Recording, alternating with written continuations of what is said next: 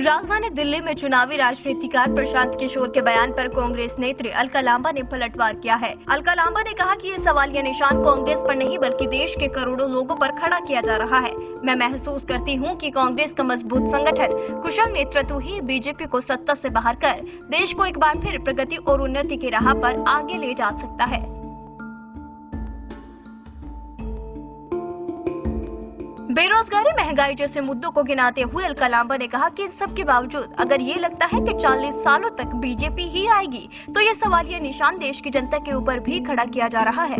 लांबा ने कहा कि आखिर ये क्यों कहा जाता है कि आएगी तो बीजेपी ही, क्योंकि सबको लगने लगा है कि देश की सारी संवैधानिक संस्थाएं इनकी मुट्ठी में है। अपनी सत्ता, ताकत, धन, बल के दम पर ये जो चाहे कर सकते हैं। जहाँ पर ये सब मुद्दे काम नहीं आएंगे वहाँ ये जातीय या धार्मिक उन्माद फैलाकर अपना राजनीतिक मकसद साध लेंगे।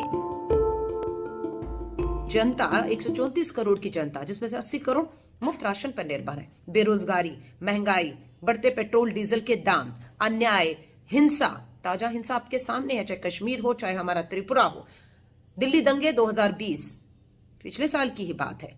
इन सब के बावजूद अगर लगता है कि नहीं भाजपा ही आएगी आगे 40 सालों तक, तो ये सवालिया निशान देश की जनता के ऊपर खड़ा किया जा रहा है कि आप कुछ भी कर लीजिए, कितना भी अन्याय सह लीजिए, रो लीजिए, पिट लीजिए, लेकिन आएगी तो भाजपा ही।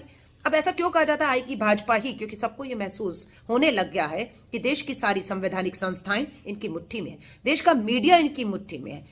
अपनी सत्ता के ताकत, धन और बल के दम पर ये जो चाहे कर सकते हैं, और जहां पर इनकी सत्ता, इनकी ताकत, धन और बल, संवैधानिक पद मीडिया से भी नहीं होगा, वहां पर ये हिंदू मुस्लिम, भारत पाकिस्तान, जातीय और धार्मिक उन्माद फैला के दंगे कराकर अपना राजनीतिक मकसद किसी न किसी तरह साध लेंगे। बता दें कि कांग्रेस के शासन वाले 40 सालों का जिक्र करते हुए चुनाव राजनीतिकार प्रशांत किशोर ने कहा था कि चाहे मोदी ना रहे सत्ता में, लेकिन अगले कई दशकों तक बीजेपी कहीं नहीं जाने वाली है, जिस पर कांग्रेस नेताओं का पलटवार जारी है।